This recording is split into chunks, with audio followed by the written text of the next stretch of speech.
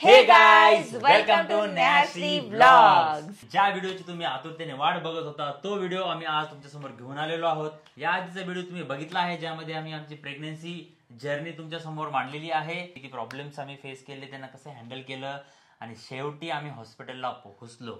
हॉस्पिटलमध्ये पोहोचल्यानंतर जे काही झालं ते सगळं असणार आहे ह्या व्हिडिओमध्ये आणि हा असणार आहे बाळाचा बर्थ स्टोरी व्हिडिओ। आज दिनांक 10 ऑगस्ट आणि आज दुपारी 3-4 वाजल्यापासून नेहाला पोटामध्ये दुखत आहे। बघू शकता आता पण सुरू झाले, थोड्या वेळाचा ब्रेक होता। आता टाइम झालेला आहे 7:45 रात्रीचे। आम्ही जातोय डॉक्टरांकडे।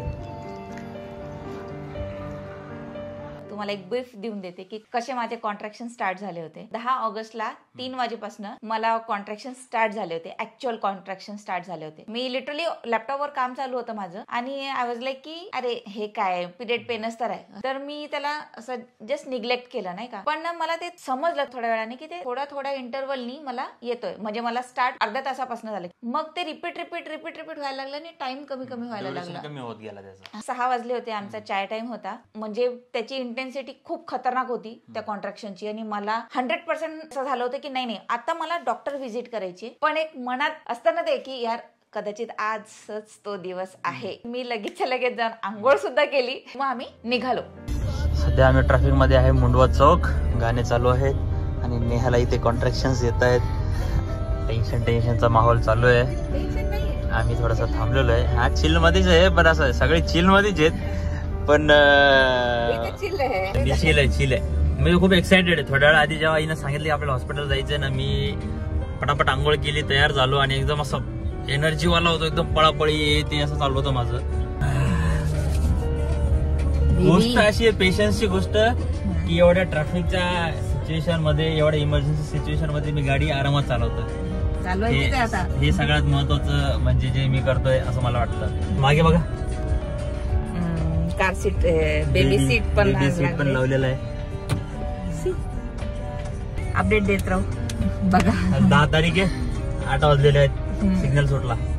चलो, जसं तुम्ही आता बघितलंच की आम्ही ट्रॅफिक मध्ये अटकलो होतो। खूप पण कंट्रोल करून आम्ही पोहोचलो वत्सल हॉस्पिटलमध्ये। प्रॉब्लेम काय झाला की आम्ही जस्ट नॉर्मल चेकअप साठी की बाबा हो मला दुखतंय, एकदा चेकअप करून येऊ म्हणून आम्ही चाललो होतो हॉस्पिटलला। काही सामान नव्हतं नेलं म्हणजे ना, मॅटर्निटीची बॅग नेली, मदर बॅग नाही ना, काहीच नाही। आम्ही दोघं असेच आवरून इव्हन मी जेवण सुद्धा केलेलं नव्हतं। आम्ही विचार केला मस्त यार आईने मस्त खिचडी केलेली आहे, एकदा चेकअप करून येऊ, मस्त खिचडी खाऊ, भूक लागली होती पण तरी पण तसंच निघालो। तिथे आम्ही गेलो, ते लगेच त्या ज्या डॉक्टर होते त्यांनी चेक केलं की काय सिच्युएशन आहे। भरपूर वेळ झाला नेहा बाहेरच येत नव्हती, तर मला समजलं की काहीतरी सिच्युएशन झालेली आहे, वेळ हीच आहे। लगेच तिच्या भावाला प्रशिकला कॉल केला, मम्मीला कॉल केला, सांगितलं की तुम्ही निघायच्या तयारीतच राहा, मी लगेच तुम्हाला सांगू शकतो। आणि डॉक्टरने मला चेक केलं, त्यांनी सांगितलं की 4 सेंटीमीटर डायलेटेड आहे, म्हणजे आज बेबी येणार, आता ऍडमिट करावं लागेल। तर मग मी त्यांना सांगितलं की ऍक्च्युअली आम्हाला दुसऱ्या हॉस्पिटलचं प्रिमायसेस वगैरे इन्शुरन्समुळे युज करायचं आहे, आपण डॉक्टर आपले हेच असणार आहे। मग ते म्हणले की तुम्हाला लवकरात जाऊन तिथे जावं लागेल। मदरहुड हॉस्पिटलला पोहोचलेलो आहे। गुड न्यूज होणारी आहे, खाली बघून चालायचं आहे। लेबर रूम मध्ये आम्ही आलेलो आहोत, नेहा इथे झोपलेली आहे आणि ऍडमिशन झालेलं आहे। तर अशा प्रकारे थोडीशी टीडीएसची होती आमची ऍडमिशनची प्रोसेस। मला डायरेक्ट त्यांनी ओटी मध्ये शिफ्ट केलं होतं। हे जे अशा हॉस्पिटल्स असतात ना, याच्यामध्ये ते डिलक्स तसला काहीतरी रूमचं सिस्टम असतं। तुम्ही प्री बुक केल्याचाच बेनिफिट हा असतो की तुम्हाला रूम भेटते लगेच, पण आम्हाला ती त्यावेळेस अवेलेबल नव्हती कारण सगळ्या रूम्स फुल होत्या आणि ते बोलले की उद्या तुम्हाला कळेल की रूम अवेलेबल आहे की नाही। रात्रीमध्ये 24 तासात कधीही आम्ही बाळाची डिलिव्हरी होऊ शकते। नेहाची कंडिशन दाखवण्यासारखी नाही आहे, पण ओके।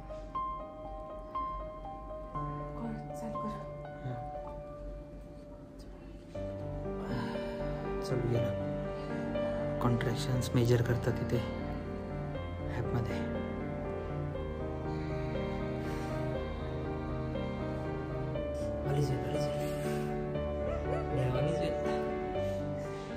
नेहाला तशा सिच्युएशन मध्ये मी सोडून गेलो, कारण मॅटर्निटी बॅग्स वगैरे काही आम्ही सामान नव्हतं घेतलेलं। तिला मी तशा सिच्युएशन मध्ये ठेवलं, म्हटलं की गणपती बाप्पा सगळ्या गोष्टी नीट होऊ द्या. म्हणजे मला असं वाटलं की मी हँडल करून घेईन ती सिच्युएशन. हा, कारण सांगितलं होतं की 12 घंट्यामध्ये होईल. आणि मला ठीक आहे, आज रात्रीपर्यंत होईल. मी घरी आलो, मग नेहाला माझा मी कॉल करत होतो, नेहा कशी आहेस, ठीक आहे. आणि मी त्यावेळेसला त्यांना म्हटलं, अरे Shri, I can handle it, या तुम्ही आरामात. मी मला ठीक आहे, मी खिचडी खाऊन खिचडी वगैरे खायलो इकडं. आईला सांगायला की हे घे ते घे, नारळ पाणी आणलं, हे आणलं, ते आमचं डिस्कशन चालू होतं. मग एकदा आला नेहाचा फोन आणि नेहा म्हणते, श्री कधी निघता. तर रिअल टाइम त्या ओटी मध्ये काय झालं की जसे हे गेले हळूहळू ते जे 10 मिनिटाचं 5 मिनिटावर आणि 5 मिनिटाचं 2 मिनिटात, 2 मिनिटाचं 1 मिनिट आणि 1 मिनिटचं पण अर्ध, हे कधी झालं हे मलाच नाही कळलं. ती माझ्याकडे एक डॉक्टर होती चेकअपला, म्हणजे ती सारख्या इंटरव्हलला येत होती. तिने काय मला म्हटलं की तुझं इंटरव्हल कमी झालं ना की मला सांग, मी डॉक्टरला फोन लावते. पण जेव्हा मला कॉन्ट्रॅक्शन येत होते तेव्हा मी त्या कॉन्ट्रॅक्शनचं पेन सहन करू की ते काउंट मोजू, किती सेकंदाला मला कॉन्ट्रॅक्शन येत आहे, की मी कोणाला बोलू, कारण माझ्या आजूबाजूला कोणीच नव्हतं. एका टायमिंगला मी त्या नर्सला पण आवाज देतोय की नर्स प्लीज कोणीतरी या, कोणीतरी या, कोणीच तिथे नव्हतं अवेलेबल. एक तर माझ्याजवळ माझी फॅमिली नव्हती, ज्या नर्सेस हव्या होत्या त्यांची पण नाईट शिफ्ट होती, समजू शकते, पण यार एक जण तर पाहिजे ना त्यावेळेसला. आणि मी इतकी ऍक्टिव्ह होती, मी आवाज देते, कोणीही नव्हतं तिथे, कोणीच नव्हतं. तर अशा सिच्युएशन मध्ये मग मी तरी एकदा श्रीला कॉल केला, माझ्या हाताने फोन सुद्धा उचलला नाही गेला. मी फक्त बोलले, श्री आता आवाजावरून मला समजलं की आता निघावं लागतं. डिसिजन घेतलं की मी एकटा नाही जाऊ शकत, मी आईला घेतलं सोबत आणि आम्ही दोघं निघालो तिथून. तेवढ्यात ती डॉक्टर आली, आता माझ्याच्याने सहन होत नाही, तुम्ही बघून घ्या. माझा कॉन्ट्रॅक्शनचा पेन इतका भयंकर वाढला होता, तर मी म्हणजे पूर्ण माझ्या ब्रिदिंगवर फोकस करत होते. मी फक्त बस विचार करत होते, बस माझं बेबी सुरक्षित राहू दे. माझे आले डॉक्टर, मला सांगितलं की बाळांनी तिथे पॉटी केली, ती त्याच्या तोंडावाटे जाऊ शकते आणि त्याला काहीतरी होऊ शकते. इट्स बेटर की आपण आताच तुझी डिलिव्हरी करू. आणि मी अशी होती की माझ्या घरचं कोणी नाही आलं, माझ्याजवळ कोणी नाहीये, मी कसं मी करू, नाही का. पण त्यांनी म्हटलं की बेबी ऑलमोस्ट रेडी आहे म्हणे तुला यायला, तुला फक्त आता पुश करायचंय. माझ्याकडे दुसरं काही ऑप्शन पण नव्हतं. मी चालू केलं पुश करायला. त्यांनी म्हटलं पुश करा आणि मी श्रीला बघितलं. गाडी पार्किंग लावून फास्ट मी तिथे पोहोचलो. मी त्यांना विचारलं मी जाऊ शकतो का, आणि ते म्हटले की जा. आणि मी सरळ आतमध्ये गेलो.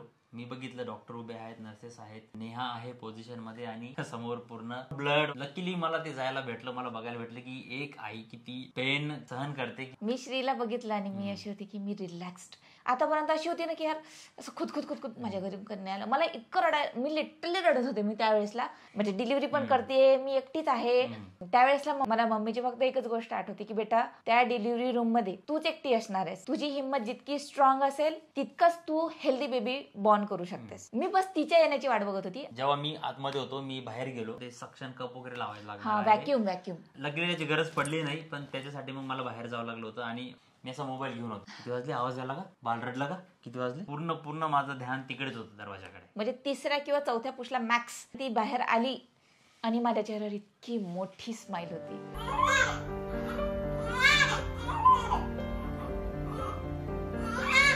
बाळ झालेलं आहे 12:15 माहिती नाही काय झालं, मुलगा झालाय, मुलगी झाली, अजून आतमध्येच आहे.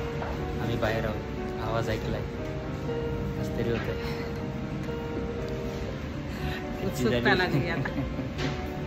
काय झालं ते पाहिजे.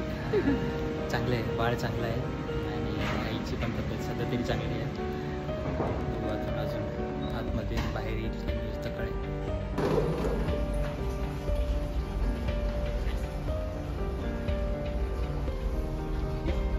Congratulations.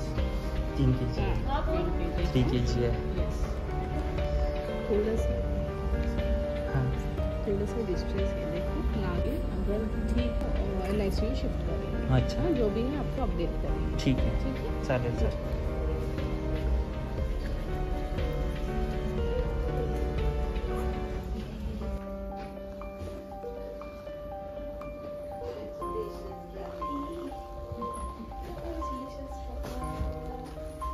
तुम्हाला कॉंग्रॅच्युलेशन्स.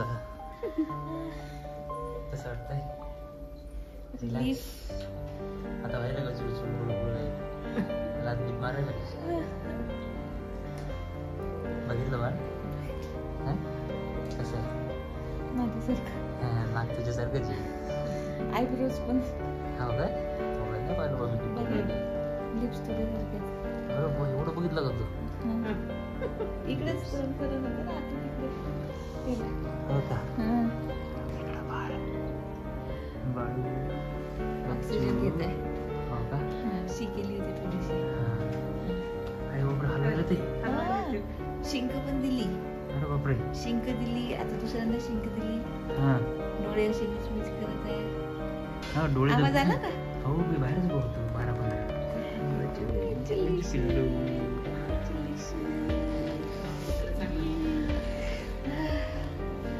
झालं, we did it. We did it. मुलगी आहे. Yay.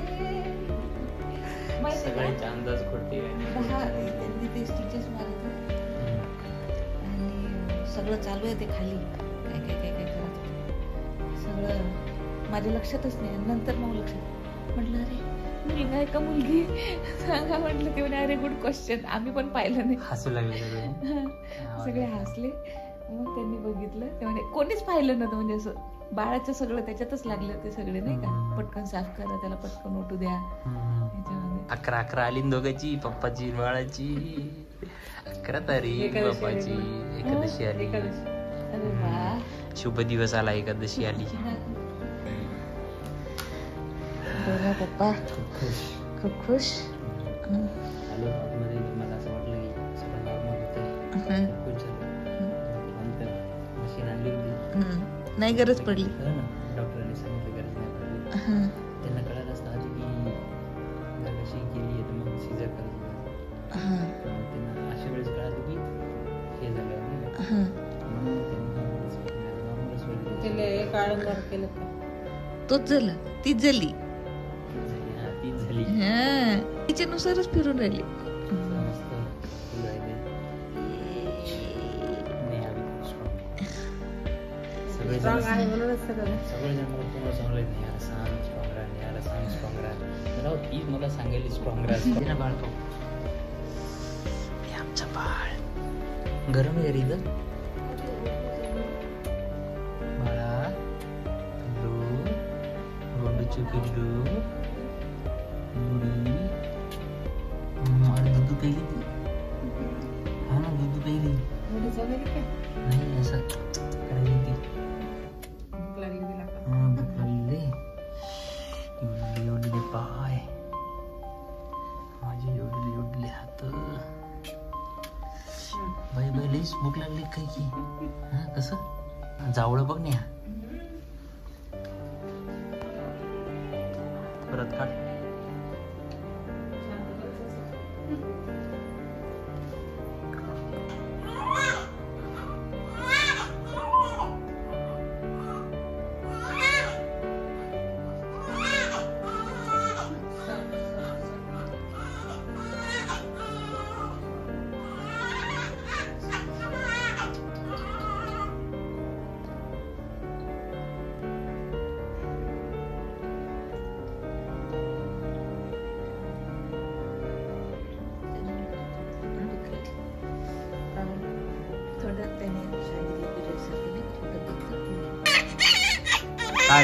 काय झालं हो मा.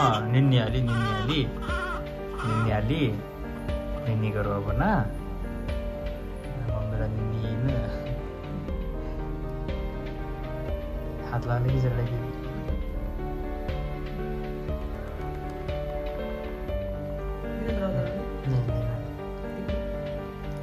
फास्ट ब्रिदिंग चालू आहे. फास्ट ब्रिदिंग ऑक्सिजन मध्ये सकाळी चेक करून चेक करतो.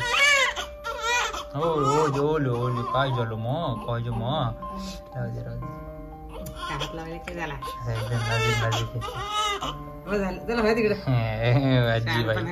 आजीबाई आली. एक्सपिरियन्स वाली लगे.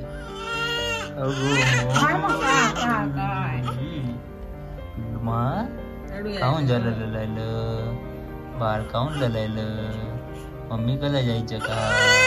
चला अयो बाप. हो चला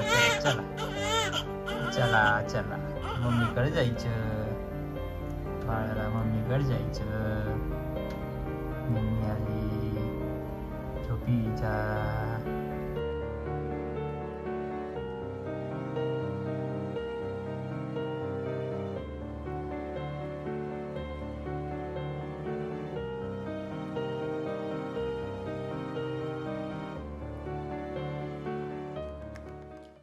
आता आमच्या बाळाला बघितलं तसं आता जस्ट आम्ही पण आमच्या बाळाला बघितलं.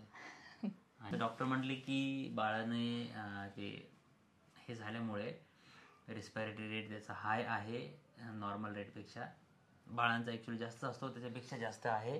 त्यामुळे याला ऑब्झर्वेशनमध्ये ठेवावं लागेल, NICU मध्ये ठेवावं लागेल, काचाच्या पेटीमध्ये ठेवावं लागेल. 12:30 वाजता मला त्यांनी दाखवलं की काय सिच्युएशन आहे आणि यांना ॲडमिट करावं लागतं बाळाला. आणि मी परमिशन दिली, ॲडमिट केलं.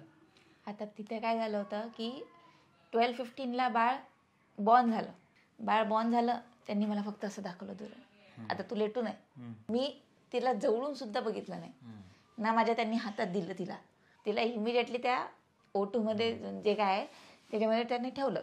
ऑब्व्हियसली तिला तिथे त्याची गरज असेल म्हणूनच त्यांनी ते ठेवलं.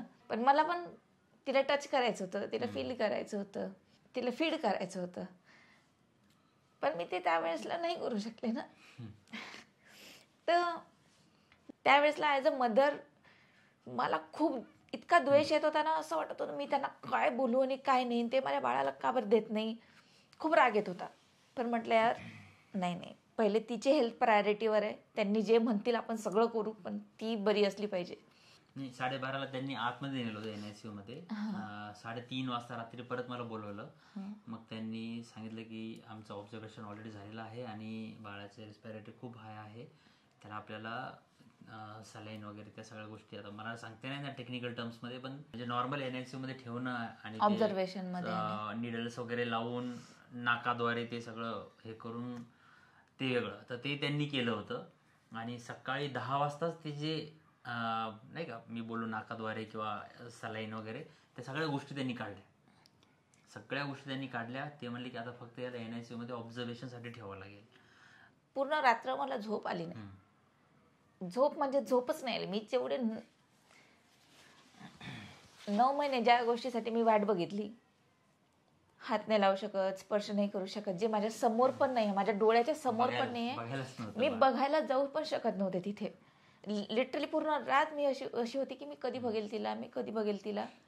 आणि मी त्या OT मध्येच होती. आमच्याकडे रूम पण नव्हती. श्री आणि आई ते एका छोट्याशा बेडवर होते, त्याच्यावरच ते कशा तरी ॲडजस्टमेंट. श्री तर झोपलेच नाही, मी पण नाही झोपले, आई पण नाही झोपली, पण असे ते एवढीशी जागा होती त्याच्यातच काहीतरी माझ्या डोक्याच्या वरती ते सलाईनचे डब्बे बिब्बे ते सगळं होतं. असं स्टोर रूम सारखी फिलिंग येत होती. लिटरली एवढी मोठी लॅविश तेवढं सगळं बुकिंग केलंय, पण ते काहीच कामाला नाही आलं ज्या वेळेसला मला खरी त्याची गरज होती. म्हणून मला अजून राग आला होता. पण मग सकाळी त्यांनी सांगितलं की तुम्हाला 10 वाजेपर्यंत ते मिळून जाईल. त्या रूम मध्ये नेहाला शिफ्ट केलं, पण बेबीला नाही. बेबी NICU मध्येच होता. आजीबाई आलेले आहेत, पाय धुवायला चालले आहेत. गुड मॉर्निंग गाईज, सकाळ झालेली आहे. मामा आलेले आहेत, मामाला कामाला लावलेलं आहे. मम्मी मस्त आराम करत आहे. सकाळचे 7:40 झालेले, 2 मिनिटं पुढे घड्याळ. चहा आणलेला आहे, चहा आणि बिस्किट काढा. आता कशाचा पेढा खायले. Congratulations and celebration.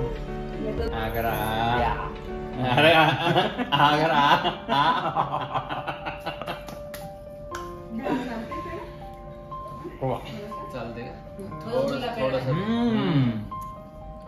मस्त पेढा आणला मम्मी, मस्त पेढा आणला.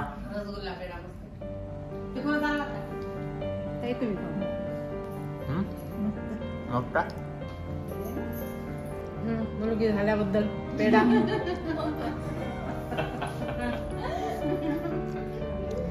पप्पा झालं.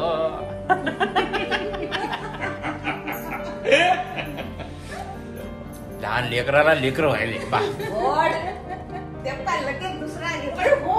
डायबिटीज तुला काय होत नाही. लाईट 2 पेशंट असू शकतात फक्त. हे अटेंडंट एक आणि रिलेटिव्ह गेस्ट एक आणि पेशंट झालं 2च जण.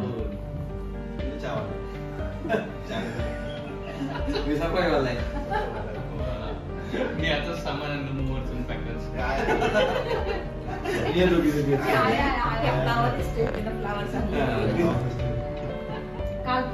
मेसवाली बाई आहे.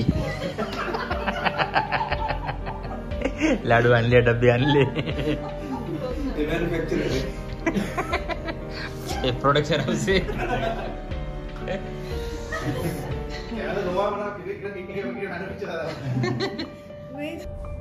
आज तारीख आहे 12 शनिवार, सकाळचे 8 वाजलेले आहेत. हॉस्पिटलमधून घरी चाललोय. नेहाची तब्येत ठीक आहे, बाळाची तब्येत पण ठीक आहे. बाळ अजून पण NICU मध्ये आहे. बाळाला जन्म घेऊन काल रात्री एक पूर्ण दिवस कंप्लीट झालेला आहे, 24 तास प्लस.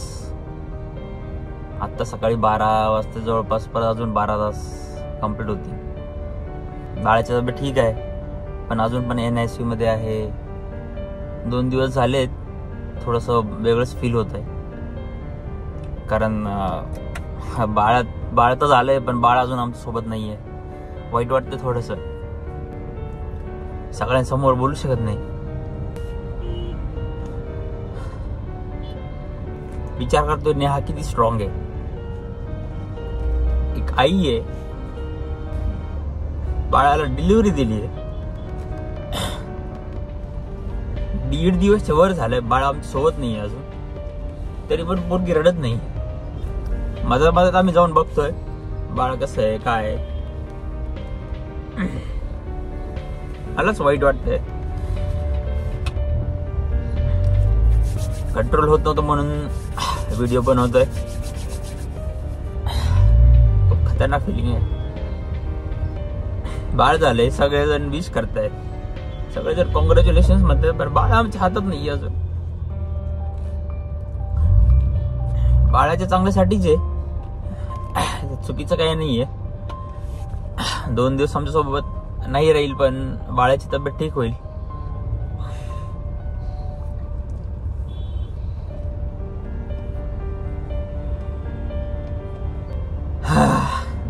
दाटून आलो तर खूप, कोणाकडे बोलू शकत नाही.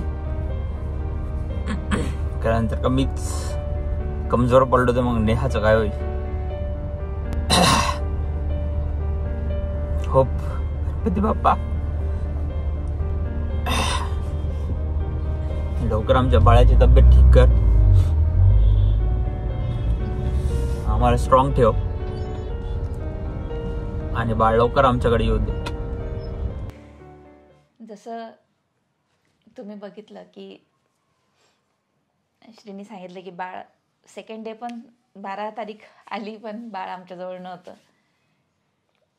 लिटरली आमची म्हणजे तुम्ही बघितलं ना, आम्ही किती हसत खेळत, सगळेजण खूप हसत खेळत होते, खूप गप्पा मारत होते, मूड एकदम असा लाईट ठेवत होते. पण मनात इथे जे आहे ना, इथं सगळ्यांना इतकं दुःख होत होतं. म्हणजे सगळ्यांच्या मनात असं होतं नाही का की म्हणजे बाळ झालंय, बाळाला बघायला सगळे येत आहेत पण बाळच इथे नाहीये. पण ही गोष्ट कोणी बोललं नाही. कारण जर ती गोष्ट बोललं तर मग वाईट वाटेल आणि सिच्युएशन परत व्हायला सुरू होऊन जाईल. सगळ्यांनी कंट्रोल केलं, इतकं कंट्रोल केलंय. मी काय कंट्रोल मी काय कोणाला बोलून काय करू. मग मी आम्ही लिटरली त्या NICUच्या दरवाज्यावरती मी अर्ध्या घंट्याला मी पाऊण तासाला जाऊन म्हणजे असा इंटरव्हल चालू होता.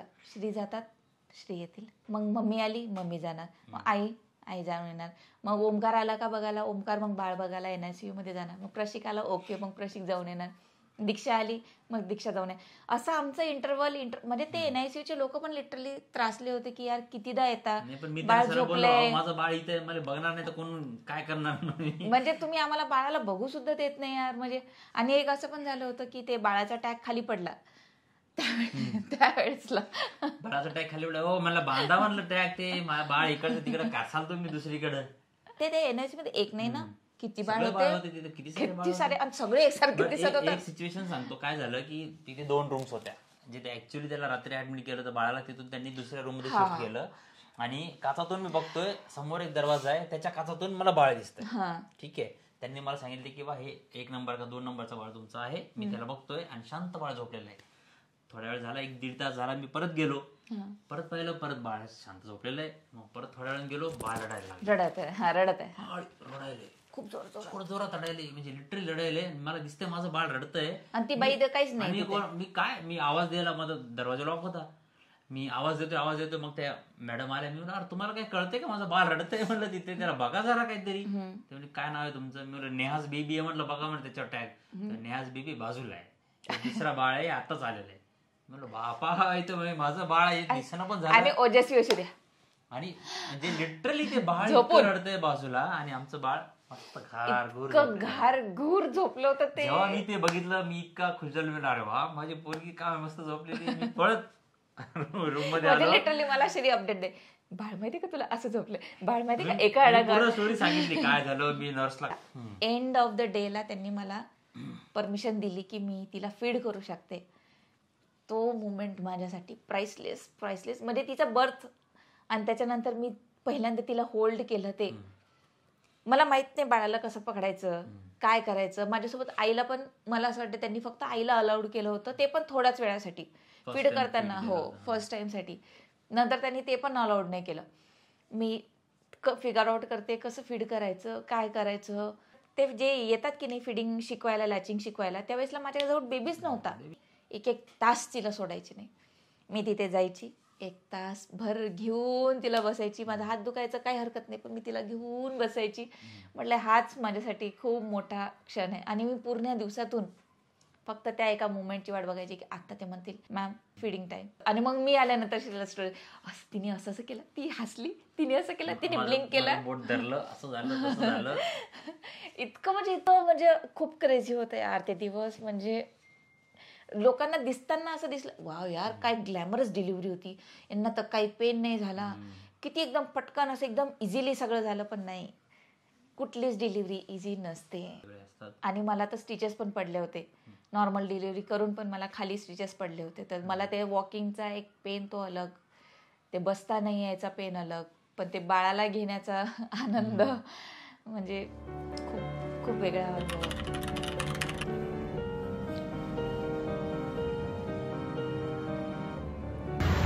13 तारीख आलेली आहे आणि आम्ही हॉस्पिटलला आलेलो आहोत. बेबीचा अजून डिस्चार्ज होण्याचं बाकी आहे. काल नेहाचं डिस्चार्ज झालेलं आहे आणि काल आम्ही घरी गेलो होतो. आज आम्ही परत आलेलो आहे हॉस्पिटलमध्ये. आज बाळाचं डिस्चार्ज आहे. आज आम्हाला बाळ भेटून जाईल, आज बाळ घरी जाईल आणि बाळाची तब्येत ठीक आहे, नेहाची तब्येत पण ठीक आहे. अजून काही तुमचे इनपुट्स? खूप छान वाटतंय आई आणि पप्पा झालो. एक खूप वेगळी फिलिंग आहे, एक्सप्रेस नाही करतायत. म्हणजे 2 दिवस आधीपर्यंत मी एकदम मोकळा होतो, रिकामा होतो, टेन्शन नव्हतं काही. पण काल परवापासून खूप जास्त म्हणजे असं रिस्पॉन्सिबिलिटी आल्यासारखं वाटतंय. हां, तुला माहित नाही काय काय झालं, मी सांगेन तुला. मला मी अजून सध्या कोम्यात आहे. मला तर काही थोडं बॉडी पेन वगैरे पण आहे नेहाला. ते नॉर्मलच झालेलं आहे, पण थोडे स्टिचेस वगैरे आहेत, पण ठीक आहे. मी बेबी आल्यावरच खुश होते. ते गाणं तेरे ही लिए तुझसे हूँ जुदा. चला मेरे घर आई एक नन्ही परी. चला आम्ही जातोय हॉस्पिटलमध्ये आणि पुढचे अपडेट्स आम्ही तुम्हाला देतो. मी व्हिडिओ बघितला, आम्ही गेलो होतो कारण बाळाला फीड करायचं होतं. प्रत्येक 2 तासाला दिवसभर आम्ही तिथेच होतो. बाळाला नेहाला खूप त्रास होत होता. 12 आवर्सच्या जवळपास आम्ही फक्त ते रिसेप्शनच्या तिथे बसून होतो. मला लेटायला पण जागा नव्हती कुठेच.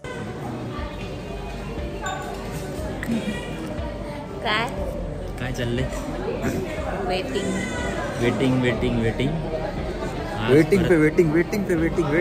डिस्चार्ज कब होगा?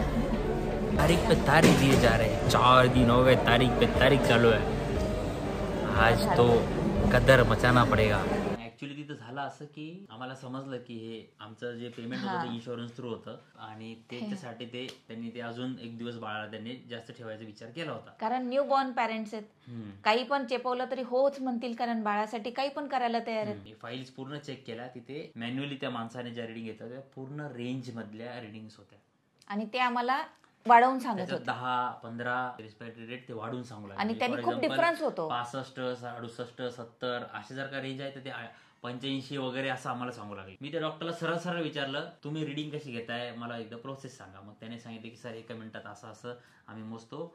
मी मला यासाठी मशीन आहे का ते म्हणायचं, आम्ही स्वतःच मोजतो. तुम्ही मोजताय ना, मला ते रिडिंग्स दाखवा. आणि काय रिडिंग चालू आहे ते म्हणजे 85 वगैरे चालू आहे सध्या. मी म्हणलं मला तुम्ही त्या घेतलेल्या 1-1 घंट्याच्या रिडिंग्स दाखवा, मला बघायच्या. मला तसं सांगा, मी त्यांना भेटतो, बोलतो, ईमेल करतो, फोन करतो, मला आता रिडिंग्स बघायच्या. या सगळ्या गोष्टीतून त्यांना समजलं की यांना कळलेलं आहे आणि आता आपल्याला जास्त काही करता येत नाही. तुम्हाला काय वाटतं कधीपर्यंत ठीक होईल ते? म्हणजे सर बाळा तुमचं ठीक झालेलंच आहे, उद्यापर्यंत कदाचित तुम्हाला डिस्चार्ज वगैरे भेटून जाईल. हा, आमचा एक्सपिरियन्स होता, तुमचा अलग असू शकतो. तर दुसऱ्या दिवशी मग 14 तारखेला मॅडम म्हटल्या, सर तुमच्या बाळाचं रेट वगैरे एकदम ठीक आहे आणि तुम्ही आज त्यांना घेऊन जाऊ शकता, आपण डिस्चार्जची प्रोसेस चालू करू. पेढे आणले, घरी सांगितलं आता काढा रांगोळ्या वगैरे वगैरे. कारण आदल्या दिवशी रांगोळी वगैरे काढून झाली आणि बाळा चाल नाही, मग झडून काढली. परत रांगोळी वगैरे काढली, घरी सगळ्यांना फोन केले की बाळा फायनली येत आहे. म्हणजे 2 वाजता कळालं की डिस्चार्ज तुम्ही घेऊ शकता. आणि आता तुम्ही व्हिडिओ मध्ये बघा, आम्हाला मोस्टली रात्रच झाली.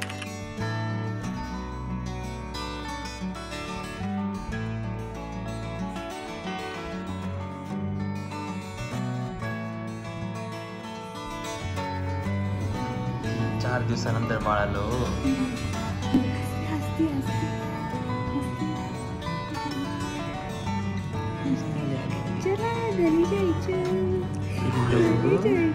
पिल्लूचं बाळ.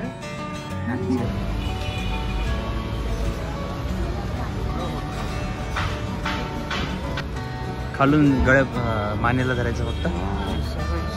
जमलं. बरोबर बसलं का? बरोबर बसलं. असं आकडू नको तू, रिलॅक्स राहा, रिलॅक्स. काय खांदे बिंदे एकदम आकडून बसलाय पट्या. रिलॅक्स राहा, कर खाली. चला चला मम्मीकडे बाळ द्या. चला शेवटचा tata, bye bye, Ram Ram. Motherhood hospital Kharadi Mundhwa road. आणि बाळ बसलेला आहे गाडीमध्ये. चला बाय बाय.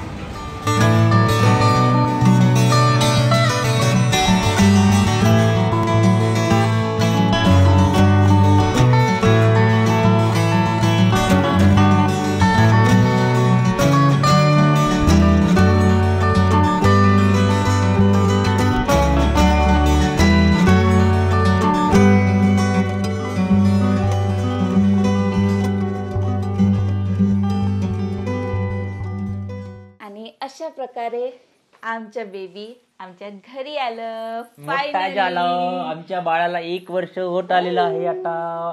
अशाच प्रकारे हा आजचा व्हिडिओ आम्ही इथे एंड करतो. आय होप तुम्हाला आमच्या मनातून ओतलेली आम्ही स्टोरी कळली असेल. Big big big thanks to Shripad, ज्यांनी ही पूर्ण जर्नी माझ्यासाठी रेकॉर्ड केली. आवडलं असेल तर तुम्हाला माहिती काय करायचं, लाईक शेअर सबस्क्राईब करून जा नेहाश्री ब्लॉग्सला. आणि खूप सारे कमेंट्स करून जा. आमच्यासाठी काय सजेशन असतील, आमच्यासाठी काय क्वेश्चन्स असतील तर नक्की विचारा कमेंट्स मध्ये. आम्ही नक्की प्रयत्न करू उत्तर द्यायचा. येस, आमचं बाळ 1 वर्षाचं झालं. हॅपी बर्थडे म्हणून जा. हॅपी बर्थडे म्हणजे